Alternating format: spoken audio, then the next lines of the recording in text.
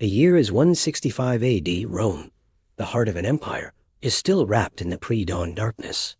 But here, in the working-class district of Transtiberum, the day has already begun. The air, thick with the smell of wood smoke and damp earth, carries a sound, a rhythmic, grinding groan. It's the sound of stone on stone, the sound of bread being born. This is the world of Marcus Lucius, a pister, a miller. His day starts long before the first light touches the 7 hills. Inside his small workshop, a single oil lamp pushes back the shadows, revealing walls dusted white with a generation of flour. Marcus, a man whose muscles are hardened by years of labor, moves with a familiar, weary rhythm. He checks the coarse basalt millstone, a massive, hourglass-shaped behemoth that dominates the small space. It's called a mola azenaria, a donkey mill. His partner in this daily toil is already waiting. Ferox, an old donkey whose loyalty is as steadfast as his pace is slow. Marcus hitches the aging animal to the wooden harness. With a gentle click of the tongue, the great stone begins its slow, inexorable turn. This is the sound that has woken Marcus every day for 30 years. The sound that feeds a city of 1,000,000 souls. The grain he pours into the hopper is from Egypt, a river of gold that flows across the Mediterranean to keep Rome from starving. Each sack is heavy, a testament to the vast logistical machine of the empire. But for Marcus, it's just another weight to be lifted, another day's work.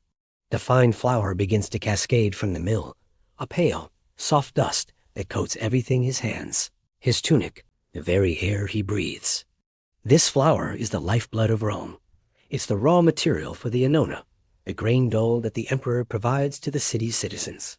Without this daily bread, the fragile peace of the capital would shatter. The legions might conquer distant lands, and senators might debate in the Forum, but it is the silent, unending labor of men like Marcus that truly holds the empire together. His work is invisible to the powerful, yet utterly essential. As Marcus works, he thinks of his family, sleeping in the small apartment above the workshop. He toils for them, for the promise of a warm meal, for the hope that his children might have a slightly easier life. But life is hard.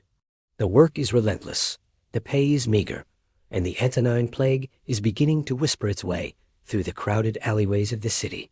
Every cough from a neighbor, every rumor from the docks, brings a fresh wave of fear. The life of a pister is a cycle of grinding, kneading, and baking. After the milling comes the baking. The flour is mixed with water, leavened, and shaped into loaves. The oven, a brick dome in the corner, glows with a fierce heat. The smell of baking bread finally overpowers the raw scent of grain, filling the street with a comforting, familiar aroma. This is the smell of civilization, the smell of survival. Customers begin to arrive as the sun climbs higher. Housewives, slaves sent on errands, soldiers from the nearby barracks. They trade their small bronze coins for the warm, crusty loaves. For them, it's a simple transaction. For Marcus, it's the culmination of hours of sweat and effort. Each loaf he sells is a small victory against hunger, a tiny thread in the vast tapestry of Roman life. Looking at Marcus, you wouldn't see a hero of the empire. You'd see a simple man, his face lined with fatigue, his hands calloused and permanently white with flour. He is one of the countless nameless individuals whose daily struggles and relentless work formed the true foundation of Rome. The grand arches and marble temples were built on the backs of men like him. As the day wears on, the rhythm of the mill continues.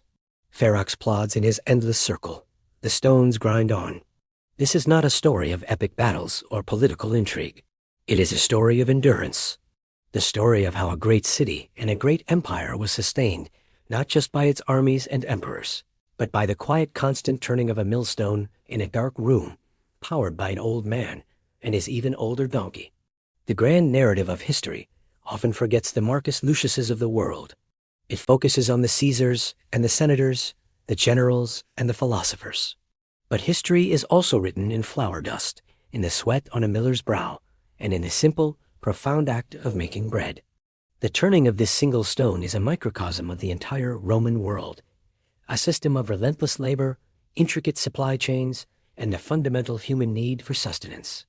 When evening falls and the last loaf is sold, Marcus finally unhitches Ferox. He gives the donkey a drink and a small portion of feed, a silent thanks for another day's partnership.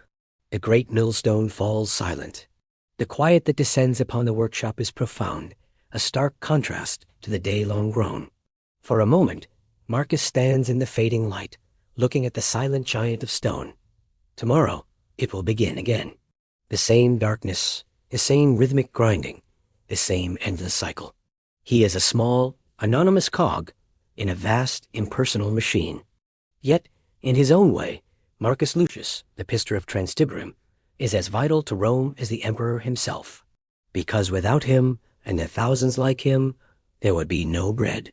And without bread, there would be no Rome. Thank you for joining us on this journey back in time. If you found this story of everyday Roman life compelling, please consider liking this video and subscribing to our channel for more deep dives into the forgotten corners of history. See you next time. Ever wondered what it was like to grab a fresh loaf of bread in ancient Rome? Forget your local supermarket bakery. We're going back in time, 2,000 years ago, to follow a day in the life of a Roman baker, or as they were called, Pistor. Our baker's name is Lucius, and his day starts long before the sun even thinks about rising over the 7 hills of Rome. The city is still dark and quiet, but for Lucius, the workday has begun. He lives in a small apartment, an insula, right above his bakery.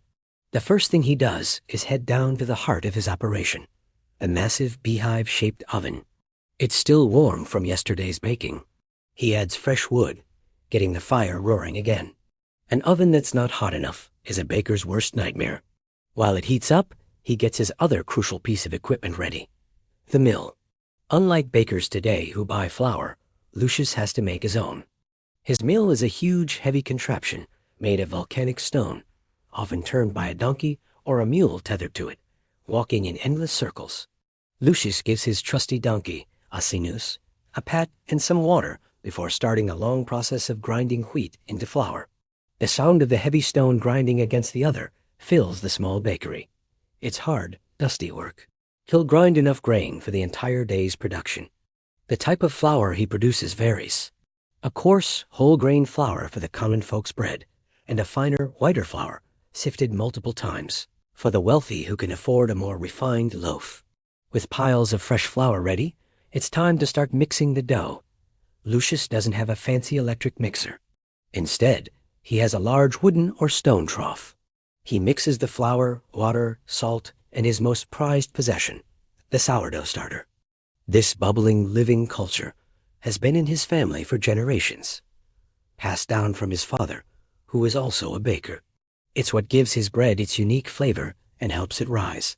Kneading this much dough by hand is a serious workout. Lucius uses his whole body, pushing and folding the heavy mass until it's smooth and elastic. This process takes hours. He's not just making one type of bread either. He'll have a batch for Panis quadratus *, the classic round loaf scored into 8 sections, perfect for tearing and sharing. He'll also make smaller rolls, and perhaps some sweeter breads with honey, cheese, or fruit for those with a sweet tooth. As the first light of dawn starts to filter through the city, the dough is finally ready. Lucius shapes the loaves with practiced hands. Each one is a work of art. Many Roman bakers had special stamps, made of bronze or clay, to mark their bread. This was partly for identification if they were baking in a communal oven, but it was also a mark of quality, a brand. Lucius presses his family's stamp a sheaf of wheat onto each loaf. Now they're ready for the oven. The oven is blazing hot, well over 400 degrees Celsius. Using a long wooden paddle called a peel, Lucius slides the loaves inside. The timing has to be perfect. A few minutes too long, and they'll be burnt. A few minutes too short, and they'll be doughy inside. He relies on instinct, smell, and the color of the crust. The smell that now fills the street is incredible. The aroma of fresh baking bread is the best advertisement a baker could ask for. People start to stir in the neighboring apartments, their noses telling them Lucius's bakery is open for business. The first customers arrive. They're workers on their way to the forums, children sent by their mothers, and slaves buying bread for their wealthy masters. Bread was the staple food for most Romans. For many of the city's poorer residents, who lived in apartments without kitchens, Lucius's bakery wasn't just a shop. It was their main source of food. A loaf of his hearty, coarse bread might be their entire breakfast and lunch. Business is brisk. Coins clink on the counter as loaves are passed over. Lucius greets his regulars, exchanges a bit of local gossip, and keeps an eye on the next batch in the oven. But the day isn't just about bread. Lucius's hot oven is a valuable resource in the neighborhood. After the main bread baking is done, the oven is still very hot. His wife, Livia, might use the residual heat to cook other foods. Neighbors might even pay a small fee to use the oven to cook their own dishes, perhaps a stew or a small roast they couldn't cook in their own homes. This communal aspect of the bakery made the *Pister* a central figure in his local community. He wasn't just a merchant. He was providing a vital service. By midday, the rush is over. Lucius has sold most of his bread. Now comes the cleanup. The bakery is covered in a fine layer of flour. He sweeps the floors, cleans the mixing troughs, and gets everything ready for the next day. It's a never-ending cycle. He also needs to think about supplies. He might need to visit the market to buy more wheat, salt, or perhaps some figs or honey for his specialty breads. Managing inventory and finances was just as important as knowing how to bake. Roman bakers were often part of a guild, or *collegium*, which protected their interests and set standards for the trade. These guilds were powerful and respected, highlighting how crucial bakers were to the stability of Rome itself. The government even had a vested interest in keeping bakers happy, sometimes providing free grain to ensure the price of bread stayed low and the populace remained content. As the afternoon wears on, Lucius might finally get a chance to sit down and have his own meal, which almost certainly includes a piece of his own bread, perhaps dipped in olive oil or eaten with some cheese and olives. This is a moment of quiet satisfaction. He's tired, his muscles ache, but he's surrounded by the fruits of his labor. He's fed his community. In the evening, as the city of Rome begins to wind down, Lucius's day is not quite over. He needs to prepare for tomorrow. He feeds his sourdough starter, making sure it's healthy and active for the next day's dough. He checks his remaining supply of wood for the oven and makes sure Asinus the donkey is settled for the night. Finally, he can head upstairs to his apartment for a well-earned rest. He'll sleep for just a few hours before the cycle begins all over again in the darkness. So, the life of a Roman baker was tough, physical, and relentless. It was a life of heat, flour, and very early mornings. But it was also a life of skill, tradition, and importance. Lucius wasn't just making food.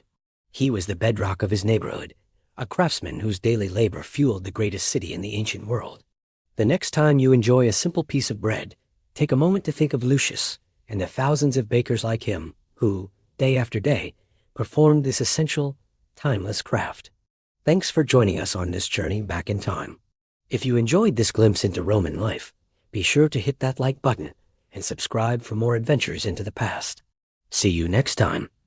Marcus sifts the flour through linen cloth, removing the coarse bran, leaving only the finest powder. He mixes it with water, olive oil, and a touch of honey. The dough is soft, pliable, nothing like the dense dough of the dole bread.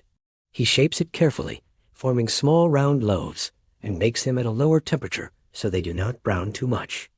When they come out of the oven, they are pale and perfect, the kind of bread that will sit on a marble table beside roasted quail and imported wine, eaten by people who have never felt hunger, who have never wondered where their next meal will come from. The servant pays in silver. Marcus weighs the coins in his hand, feeling their heft, their promise. This money will buy wood for the ovens, grain for next week, perhaps a new tool to replace the one that broke last month.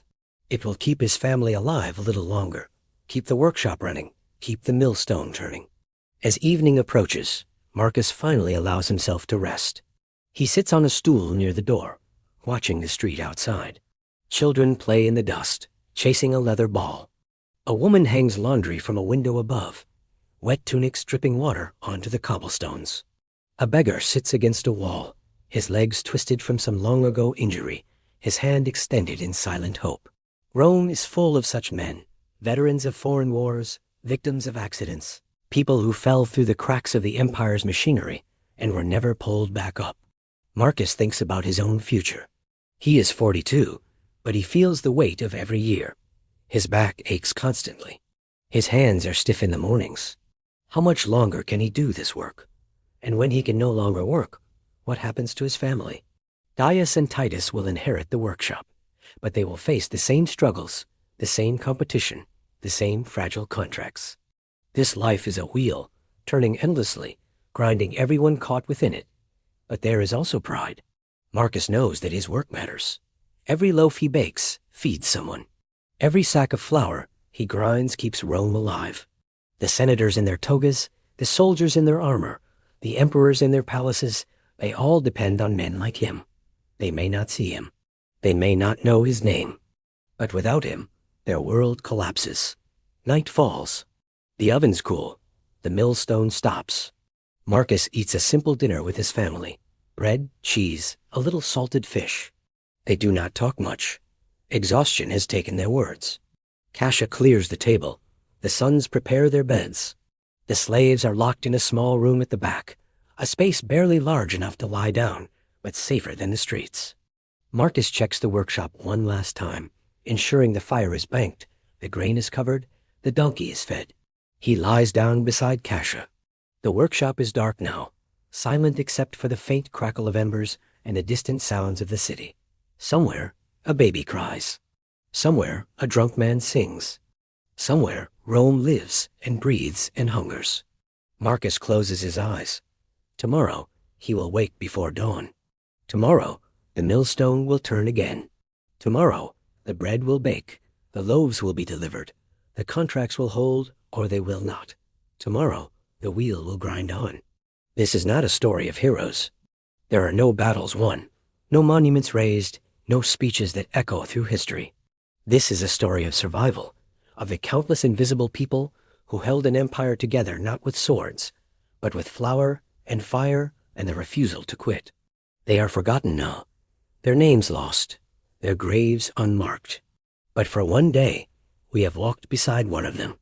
We have seen his labor, his struggle, his quiet dignity. And in seeing him, we see something larger. We see that empires are not built by emperors alone.